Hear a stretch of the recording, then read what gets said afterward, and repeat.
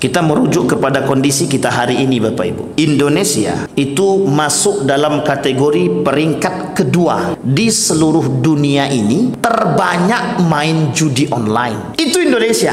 Bahkan mohon maaf Bapak Ibu sekalian yang berbahagia, boleh Bapak Ibu lihat berita-berita yang sudah tersebar kan? Anggota dewan bukannya duduk untuk rapat, tapi justru main judi online. Apa yang terjadi? Yang terjadi adalah masa depan kita, Pak, mau digimanakan. Akhirnya apa yang terjadi dengan mereka? Mohon maaf, kalah dia, pinjam uang ke sana ke sini, pinjam uang ke bank. Mohon maaf. Allah tidak meridhai perbuatan mereka, justru yang terjadi kebangkrutan kepada mereka. Bayangkan dampak dia, Bapak Ibu. Mohon maaf, dampak daripada permainan tadi itu merusak siklus sosial, Pak. Orang yang asik dengan main judi dan kecanduan. Yang keempat, Pak, yang keempat, orang yang bermain judi online ini mesti akan kecanduan, apalagi kalau menang. Oh, kalau menang candu kali, kalau tak menang pun dia kecanduan. Coba lagi.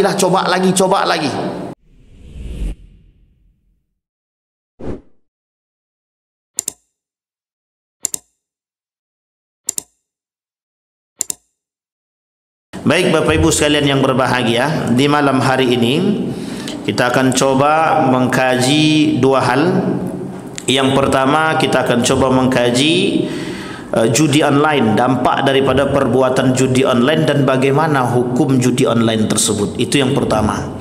Yang kedua, kita akan coba mengkaji, kalau waktu kita cukup, kita akan coba kaji game online, bagaimana dampak dan perbuatan game online terhadap generasi kita. Begitu juga hukum game online tersebut seperti apa. Kita akan coba bahas terlebih dahulu. Maka kita coba mulai pada judi online. Bapak Ibu sekalian yang berbahagia, bahasa lain di dalam syariat itu, bahasa judi itu disebut dengan maisir. Jadi Bapak Ibu sekalian yang berbahagia, di dalam satu transaksi itu bisa dikatakan mubah ataupun halal ataupun haram ketika, atau bisa dikatakan haram ketika ada 4 indikasi. Satu adalah riba, yang kedua ada gharar, yang ketiga ada tadlis, yang keempat ada maisir. Riba ini adalah sesuatu yang selalu kita ingatkan kepada kita semua. Riba itu adalah ziyadah, tambahan yang diharamkan oleh agama. Karena ada unsur apa di dalam riba itu? Ada unsur kezaliman. Sudah kita bahas sebagian, setengah sudah kita bahas. Nanti insyaAllah kalau bulan depan kita diizinkan bertemu kembali, kita akan bahas kembali riba dalam konteks kehidupan sehari-hari, dan apa saja, dan dalam aspek apa saja ada unsur riba tersebut yang mohon maaf kadang kita terlupakan, bisa jadi kita masuk di dalam dia. Entah itu dalam transaksi jual beli ataupun simpan pinjam. Itu yang pertama, riba. Yang kedua, ada yang disebut dengan gharar. Gharar ini tidak jelas, ketidakjelasan. Transaksi yang di dalam transaksi tersebut ada unsur ketidakjelasan. Tidak jelas barangnya di mana, tidak jelas masaknya kapan. Misal kita jual buah mangga yang masih di pohon. Bapak Ibu tahu jual buah mangga yang masih di pohon sama dengan menjual ikan yang masih di kolam. Menjual ikan yang masih di dalam kolam, menjual durian yang masih di pohon. Oh, ini dulu banyak nih pertanyaannya Bapak Ibu. Banyak sekali. Menjual ikan yang ada di dalam kolam, buah yang masih di dahatnya dan lain sebagainya, itu masih perdebatan para ulama. Dan ini adalah masuk dalam kategori gharar, artinya ketidakjelasan. Kemudian yang ketiga, ada yang disebut dengan tadlis. Tadlis itu penipuan, tipu daya atau penipuan. Bapak Ibu tahu yang dimaksud dengan penipuan, banyak unsur penipuan. InsyaAllah jika Allah mengizinkan di pertemuan yang akan datang kita coba bahas jual beli online. Itu banyak sekali unsur penipuannya, sehingga sebagian ulama mengatakan jual beli online itu haram. Tapi sebagian lagi mengatakan diperbolehkan dengan catatan unsur-unsur tadi tidak masuk dalam transaksi jual beli tersebut. Oke Bapak Ibu ya, ada namanya tadlis, penipuan. Kita beli baju tapi penjualnya tak mau kasih tahu kalau baju itu ada kekurangan, ada lecetnya dan lain sebagainya. Kenapa kata mereka, kalau seandainya kami jual Ustaz, mesti orang tak mau beli, atau paling tidak harganya turun. Itu resiko. Tetapi kejujuran itu akan diganti dengan keberkahan yang lain. Itu sebenarnya mereka tak paham, yang tidak paham. Tetapi yang dipikirkan oleh manusia adalah untung rugi. Mesti betul. Paling tidak untungnya tak besar, jangan sampai kita rugi. Atau sebaliknya, tidak ada masalah kita rugi, tapi kita menjaga kejujuran. Tinggal pilih saja mau yang mana. Yang ditakutkan adalah tak mau rugi, tak mau jujur. Itu masalahnya. Baik, maka dilakukanlah konsepnya. Ada yang penipuan. Kalau kita beli online begitu Pak, kadang-kadang. Dan sudah banyak yang tertipu. Beli barang online, di dalam fotonya bagus, bukan main. Sampai ke tempat, nah ini juga dampak daripada perbuatan atau transaksi jual beli online. Itu yang disebut dengan tadlis. Yang keempat, itulah yang disebut dengan maisir. Ada unsur judi. Sekarang Bapak Ibu sekalian yang berbahagia, sekarang kita tak bahas unsur judinya, tapi yang kita bahas adalah judinya itu sendiri. Zamakhsyari dalam kitab dia mengatakan makna maisir tersebut, artinya adalah gampang atau mudah. Maka perjudian ini Bapak Ibu sekalian yang berbahagia, kita ambil dulu, apakah permainan-permainan itu semua mengandung unsur judi atau tidak? Dan ini juga ada standarnya Pak. Kita ambil contoh 17 Agustusan. Ya Bapak Ibu ya, 17 Agustusan. Ada perlombaan di situ? Ada perlombaan panjat pinang dan lain sebagainya. Sepak bola. Baik. Sekarang Bapak Ibu, di mana apakah sepak bola itu masuk dalam unsur kategori permainan judi atau tidak? Tergantung. Misal, kalau dalam permainan sepak bola tadi, orang yang mendaftar ada 30 grup. Setiap 30 grup itu mendaftar dan membayar 250.000. Berarti 250.000 kali 30. Kan begitu?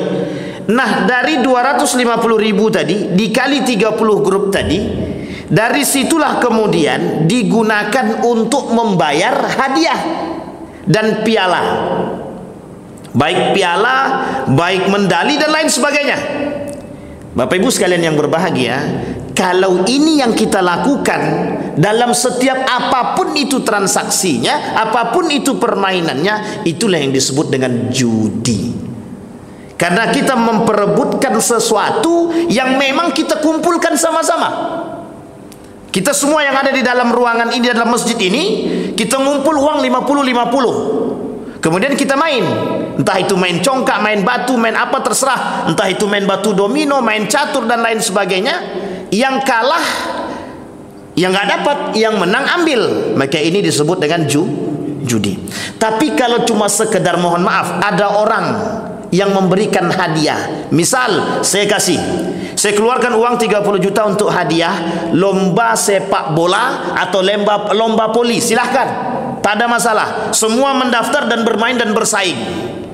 Maka Bapak Ibu sekalian yang berbahagia, dalam permainan ini itu tidak disebutkan permainan berunsurkan judi, tidak.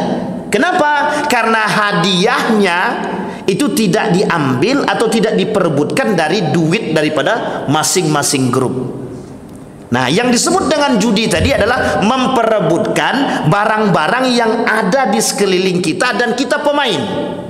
Dan inilah yang kemudian yang tidak dibenarkan oleh Islam. Maka Bapak Ibu sekalian yang berbahagia, di dalam permainan itu banyak unsur-unsur yang kadang-kadang juga mengandung judi. Sekarang bagaimana kalau main batu domino Pak Ustaz? Batu domino, kami main batu domino, tapi kami tak pakai duit, cuman pakai jongkok aja. Ini kalau disampaikan tersinggung, kalau tak disampaikan dosa. Kita harus sampaikan. Kira-kira bagaimana Bapak Ibu? Hiburan itu dia tidak bisa langsung diharamkan. Dia ada bahasa hiburan. Al-la'bu menguntungkan atau tidak menguntungkan. Maka Bapak Ibu sekalian yang berbahagia, dalam pandangan para ulama berbeda. Ada yang mengharamkan karena kasus lahwudnya, ada juga yang tidak mengharamkan tapi memubahkan, ada juga yang memakruhkan. Ada hukum dia makruh, ada hukum dia mubah, ada dia hukum dia haram. Ada 3 hukum. Kalau haram, salah satu ulama yang mengharamkan mazhab Imam Ahmad bin Hanbal atau Hambali, itu mengharamkan apapun permainan dengan adanya taruhan. Apapun taruhannya, mau jongkok kek, mau apa kek dan lain sebagainya, itu bisa dikategorikan haram. Tapi dalam kalangan mazhab yang lain, Imam Abu Hanifah misalkan, dia tak mengharamkan.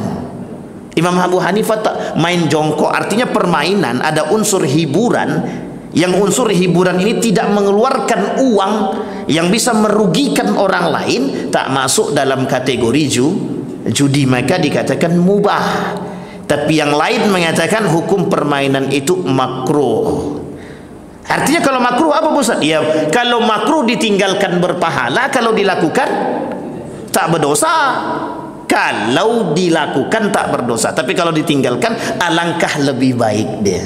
Bapak Ibu sekalian yang berbahagia, bahkan Nabi mengatakan kelak di akhir zaman, kata Nabi, permainan musik itu akan tersebar banyak dan akan melalaikan orang. Nah, yang ditakutkan dari permainan tersebut itu tergantung, permainan-permainan itu tergantung pada kondisi juga dalam pandangan Islam. Baik Bapak Ibu sekalian yang berbahagia, itu bentuk permainan yang fisik dan dia jelas. Sekarang ada permainan yang disebut dengan online, yang disebut dengan judi online. Kita masuk terlebih dahulu pada hukum judi online. Tradisi judi itu adalah sebelumnya diharamkan itu menjadi sebuah praktek jahiliyah. Jadi permainan jahiliyah judi tadi, Pak. Judi itu adalah permainan-permainan jahiliyah yang mereka lakukan untuk menunjukkan siapa di antara mereka yang hebat, siapa di antara mereka yang paling kuat, yang paling pintar, yang paling cerdas. Termasuklah salah satunya sebelum datangnya Islam tadi, ada namanya perjudian pergulatan. Jadi gulat, tinju, sparring kalau bahasa kita tuh, itu dulu sudah ada. Dan termasuk salah satunya pemain itu ketika itu adalah Umar bin Khattab. Karena dulu sebelum masuk Islam, Umar itu nantang orang di atas bukit itu, Pak. Di samping Masjidil Haram ada bukit namanya Jabal Kubais. Naik ke atas itu apa kata Umar bin Khattab? Hei, kaum Quraisy yang paling kuat naik ke atas. Dan itu dipertontonkan, Pak, dipertontonkan siapa yang paling kuat. Sehingga mohon maaf ketika itu memang diakui bahwa Umar bin Khattab itu orang paling kuat, Pak. Artinya paling disegani dalam strategi berantem, bergulat, berduet. Tapi bukan dalam strategi yang lain. Tapi secara nasab, secara keturunan, kabilah dia termasuk kabilah yang kurang terpandang oleh kabilah-kabilah Quraisy tersebut. Baik Bapak Ibu, kembali kepada masalah tadi. Nah, makna sekarang itu yang menjadi persoalan kita adalah munculnya judi online. Dulu orang sering datang, Pak, datang ke tempat sana main, warung kopi kan, mainnya batu domino.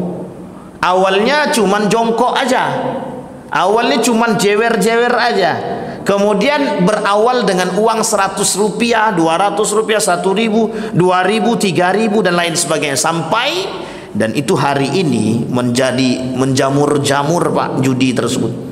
Kami tak main judi lagi, Ustaz. Bapak Ustaz boleh tengok di setiap tempat tak ada lagi judi. Betul. Sekarang sudah pindah judinya di mana? Di online, di HP. Nah, sekarang kita sebelum berbicara pada dampak, kita bicara pada hukum terlebih dahulu. Sekarang pertanyaannya adalah bagaimana hukum judi online? Ini yang kemudian menjadi persoalan.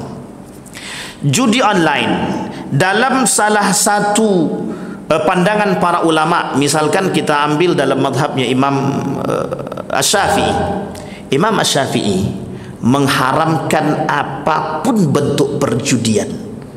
Apapun bentuk perjudian, baik dia online maupun tidak online.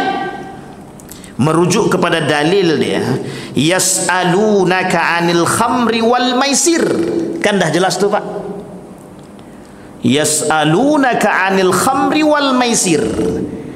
Bertanya mereka kepadamu wahai Muhammad tentang khamar, minuman keras yang memabukkan, dan kemudian maisir, perjudian.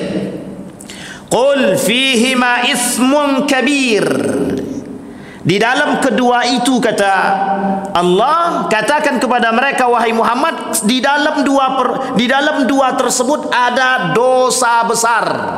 Ismun kabir, dia masuk dalam kategori kabair, dosa besar. Baik khamar dia dosa besar, maupun perjudian dosa besar.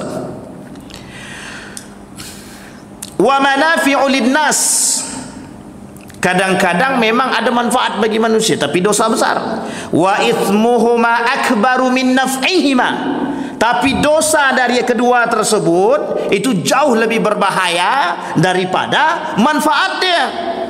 Wa ithmuhuma akbar min naf'ihima wa yas'alunaka madza yunfiqun qul al-afwa kadzalika yubayyinu Allah lakumul ayati la'allakum tatafakkarun. Kalimat terakhir kita bahas, la'allakum tatafakkarun diartikan bagi orang yang berfikir. Wahai orang yang berfikir, tidakkah kalian melihat dengan akal kalian? Tidakkah kalian berfikir dengan akal? Tidakkah kalian mau mempelajari ilmu yang sudah aku turunkan, kata Allah? Tidakkah kalian mau mengikuti ilmu yang sudah diturunkan, syariat yang sudah diturunkan, agar kalian tidak mendekat kepada hal tersebut?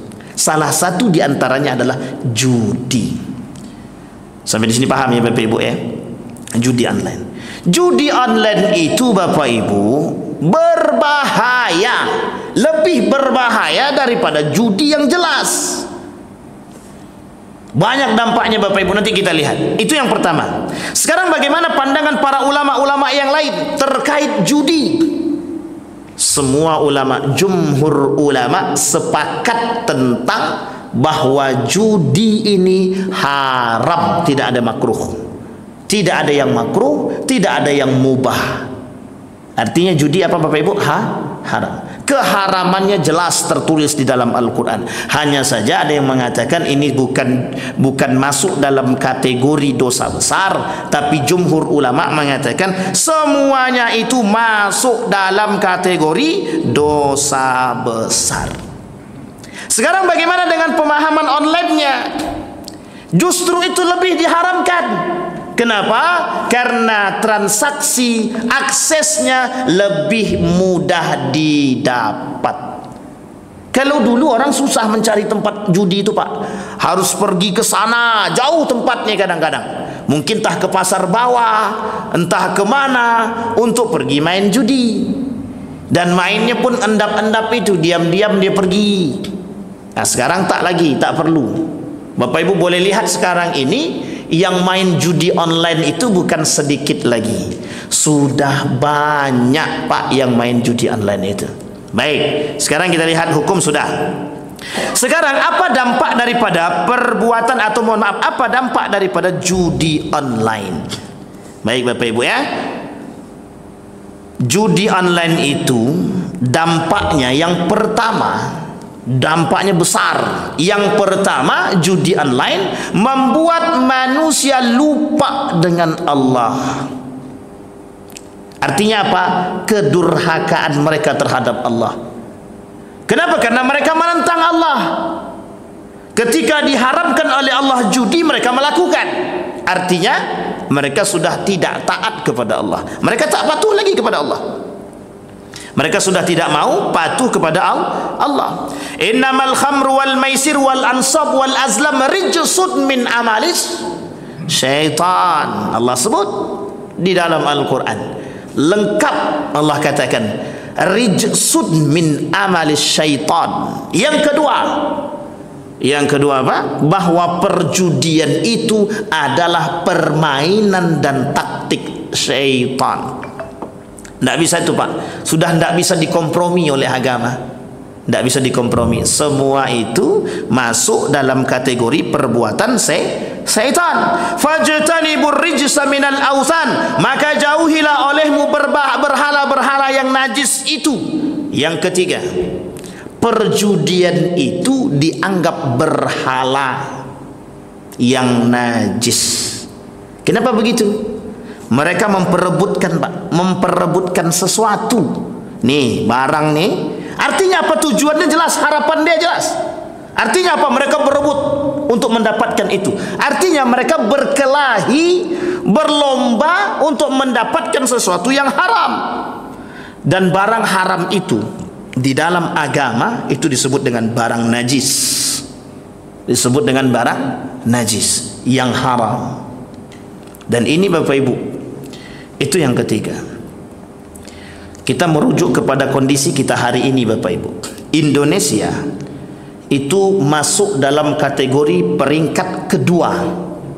Peringkat kedua di seluruh dunia ini terbanyak main judi online. Itu Indonesia. Indonesia, Pak. Bahkan mohon maaf Bapak Ibu sekalian yang berbahagia, boleh Bapak Ibu lihat berita-berita yang sudah tersebar kan? Apa yang sudah tersebar? Anggota dewan bukannya duduk untuk rapat, tapi justru main judi online. Judi online. Apa yang terjadi? Yang terjadi adalah masa depan kita, Pak, mau digimanakan. Akhirnya apa yang terjadi dengan mereka? Mohon maaf, kalah dia, pinjam uang ke sana ke sini, pinjam uang ke bank. Mohon maaf. Allah tidak meridhai perbuatan mereka, justru yang terjadi kebangkrutan kepada mereka. Bayangkan dampak dia Bapak Ibu, mohon maaf, dampak daripada permainan tadi itu merusak siklus sosial, Pak. Merusak siklus sosial. Merusak siklus dalam tatanan sosial bermasyarakat. Orang yang asik dengan main judi dan kecanduan. Yang keempat, Pak, yang keempat, orang yang bermain judi online ini mesti akan kecanduan, apalagi kalau menang. Oh, kalau menang candu kali. Kalau tak menang pun dia kecanduan. Coba lagi. Kita ambil contoh, main catur saja.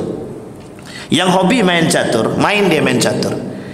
Kalah kali dia akan coba lagi, terus ternyata menang. Ketika menang masih pengen main lagi. Permainan itu begitu. Yang keempat tadi apa? Membuat orang candu terhadap permainan tersebut. Artinya apa? Kecanduan mereka terhadap dosa. Bukan kecanduan mereka terhadap yang baik-baik, tapi terhadap dosa. Masalah itu tidak masalah. Kecanduan terhadap dosa itu bukan lagi masalah, itu sudah berbahaya. Bayangkan Bapak Ibu sekalian yang berbahagia, duduk rame-rame, diam semua, tak kira ngapain, ternyata cuma main judi. Dan Bapak Ibu sekalian yang berbahagia, nanti dampaknya pada apa? Pinjaman online. Nanti kita bahas Bapak Ibu. Pinjol. Dampak daripada perbuatan tersebut, kalah dia gadai rumah dia. Orang yang bermain judi itu otaknya sudah dipengaruhi oleh syaitan. Otak dia sudah dipengaruhi oleh syaitan, mental dia dipengaruhi oleh syaitan. Apa yang terjadi? Kalah dia bisa stres Bapak Ibu. Orang main judi apalagi kalau mohon maaf kalahnya tak sedikit, besar. Taruhan. Kita ambil contoh. Kira-kira nih saya tanya sama Bapak Ibu, kira-kira saja. Besok itu ketika ada pilkada besok, ada enggak kira-kira yang taruhan? Coba bayangkan, Pak. Pilkada saja ada ajang taruhan. Piala dunia yang buka taruhan bukan sedikit, banyak. Tapi apa yang terjadi? Ketika mereka kalah, stres. Karena taruhannya tak sedikit, Pak. Artinya apa? Orang yang pengen cepat kaya dengan cara yang salah. Orang yang pengen cepat kaya dengan cara yang tidak diridhai oleh Allah. Kalaulah seperti ini kita biarkan, ini masalah, Pak. Mental daripada anak-anak dan generasi yang akan datang rusak. Mental kita rusak. Sekarang Bapak Ibu boleh lihat, ngapain anak-anak pegang HP? Ada anak tidak dikasih HP sama orang tuanya, dibunuhnya orang tuanya, Pak. Orang tuanya dibunuhnya. Ada anak ditegur oleh gurunya gara-gara main judi online, gurunya yang dipukul, Pak. Tidak suka deh. Coba bayangkan pengaruh daripada kecanduan, Pak. Para psikolog mengatakan orang yang sudah bermain dengan judi, apalagi sekarang bermain dengan judi dan mudah pakai online, itu tingkat kecanduannya lebih tinggi daripada main judi yang, mohon maaf ya, yang bukan online. Orang psikologi Pak yang mengatakan, para psikolog mengatakan demikian. Apa kata para psikolog? Dampak dia lebih berbahaya daripada judi yang konvensional, judi biasa. Coba bayangkan. Pengaruhnya apa? Bukan hanya stressing Pak, pengaruhnya adalah pada mental. Kelak kita tak punya generasi yang mental pejuang. Kelak kita tak punya generasi yang bermentalkan pekerja keras.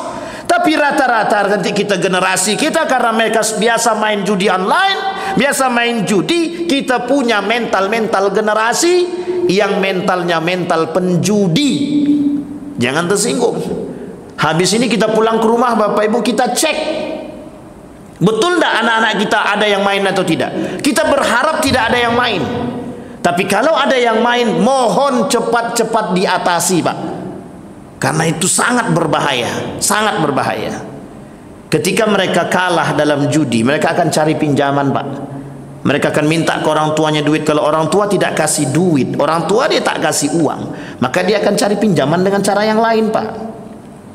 Dan ini terjadi Pak, baru-baru ini, mungkin belum lama, 1 bulanan yang lalu, itu ada orang datang ke rumah cuma pinjam uang. Setelah kita usut Pak, ternyata main judi online. Dan ternyata setelah main judi online dan dia kalah, kemudian dia pinjam uang, pinjam online. Memang tidak pakai, mohon maaf, tidak pakai persyaratan. Tapi mohon maaf Bapak Ibu, apa yang terjadi? Ternyata dia tak sanggup bayar hutang dia, karena pinjamannya besar.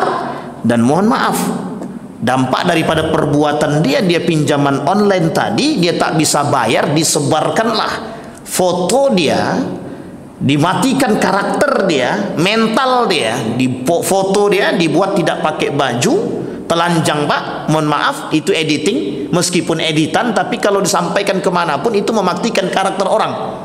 Dan disebarkan, si Anu ini tidak mau bayar uang, tidak mau bayar hutang.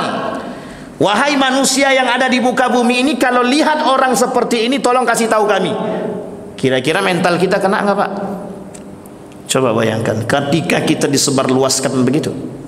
Baik. Yang pertama Bapak Ibu, itu masuk dalam kategori perbuatan syaitan, judi. Yang kedua, dia perbuatan yang tidak taat kepada Allah. Tak taat kepada Allah. Mereka artinya apa? Membangkang daripada Allah. Makanya judi itu kenapa dikatakan dosa besar? Karena mereka sedang keluar daripada ketaatan mereka kepada Allah. Dan itu berat. Yang ketiga, itu dianggap sebagai perbuatan yang najis. Najis.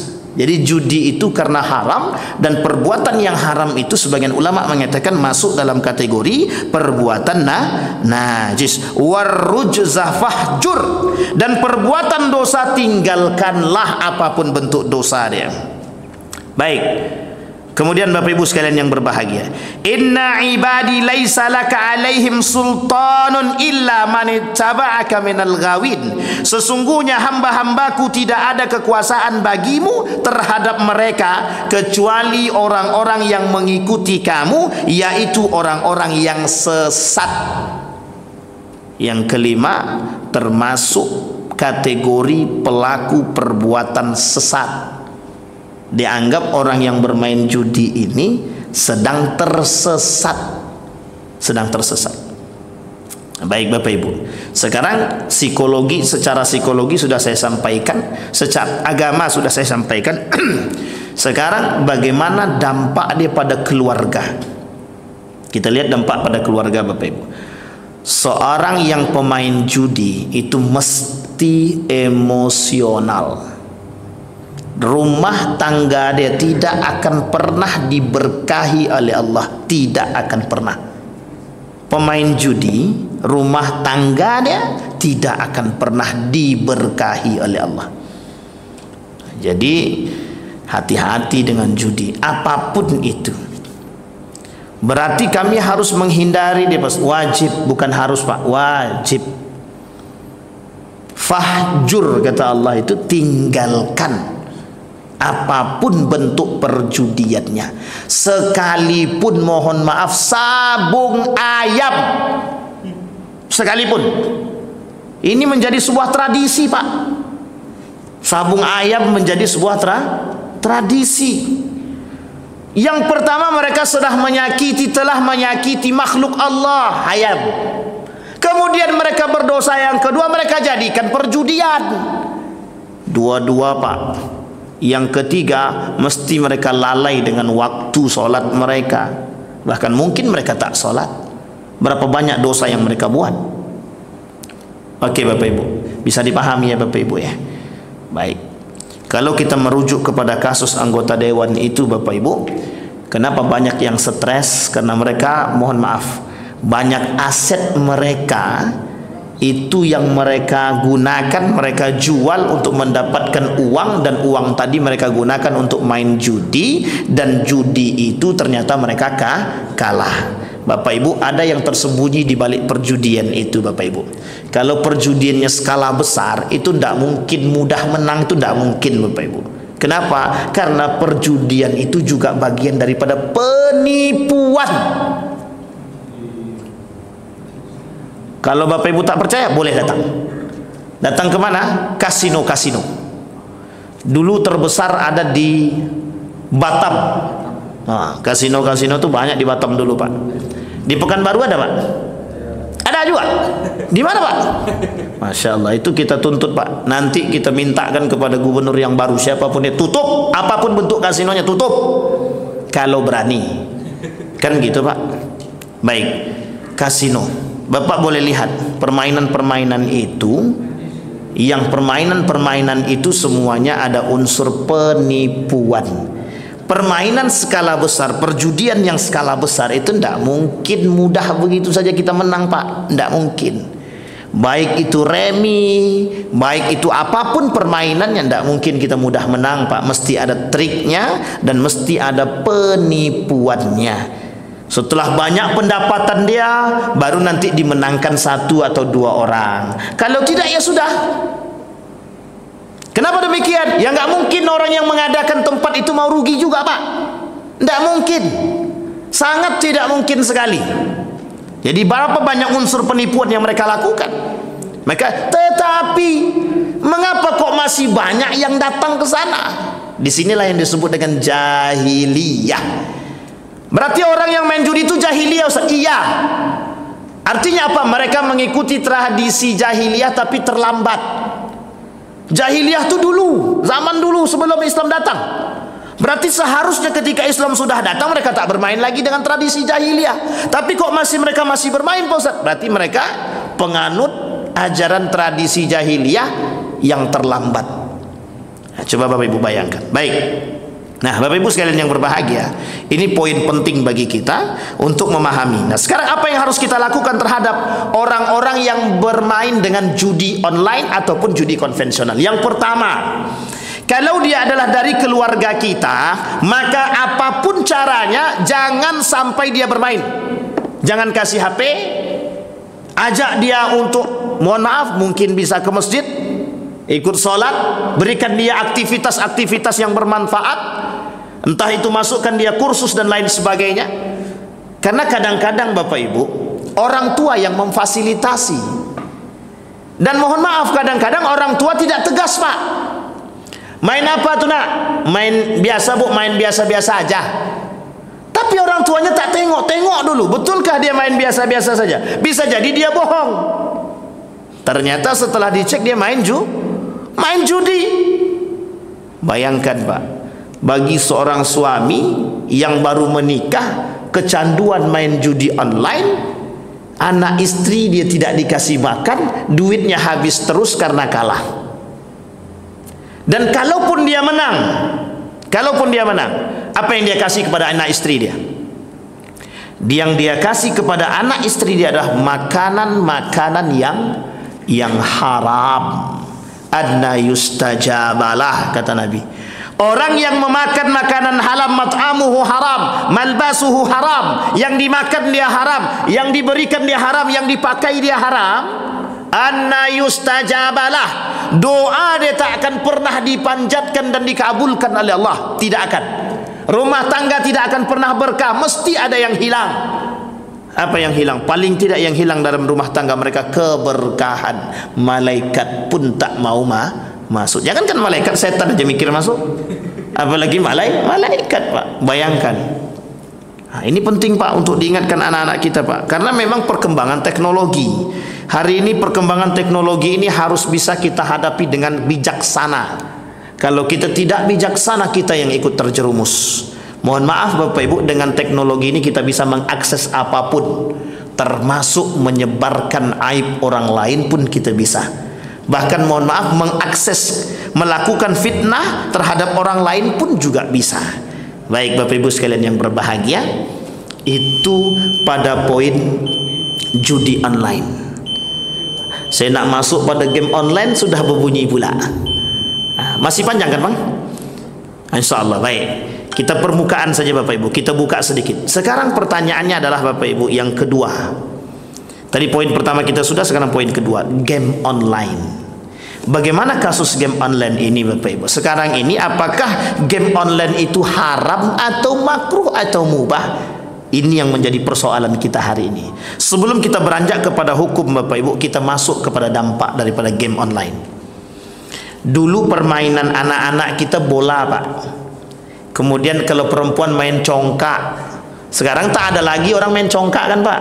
Tak ada lagi orang main, mohon maaf, karet-karetan itu, putar-putaran itu. Dulu orang hobi senang main itu Pak. Main kelereng, apa nama kelereng nih? Guli. Main guli, main cakak.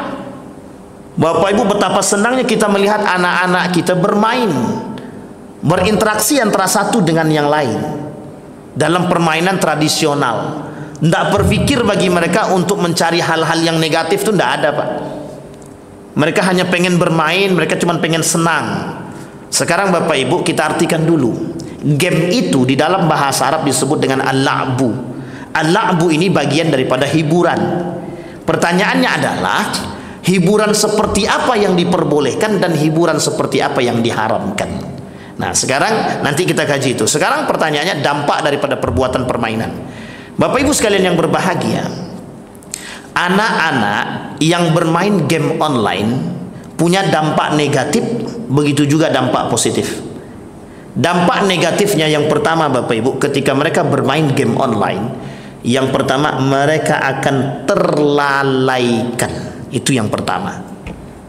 Yang kedua Bapak Ibu, kita tidak lagi bisa melihat anak kita bersosial dengan masyarakat, baik dengan tetangga, baik dengan kawan. Jangankan dengan tetangga dan kawan Bapak Ibu, dengan bapaknya saja dia tak kenal, dengan mamanya saja dia tak tahu. Kita ngajak ngomong saja dia tak sadar. Anak kalau sudah pegang HP, hilang konsentrasi, maaf, hilang fokus dia Pak, terhadap kita itu hilang.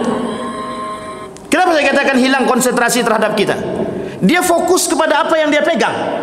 Dan ini oleh para psikolog mengatakan itu berdampak negatif terhadap anak itu sendiri.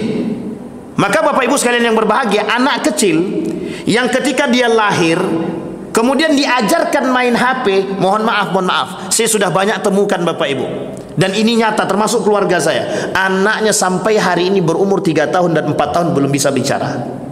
Belum bisa bicara. Itu belum psikologi Pak, baru pada lisan dia saja. Dan itu juga psikologi sebenarnya. Harus diterapi Pak, diterapi. Sudah 1 tahun diterapi, baru ada perubahan sedikit-sedikit. Dan itu anak daripada abang saya Pak. Coba bayangkan.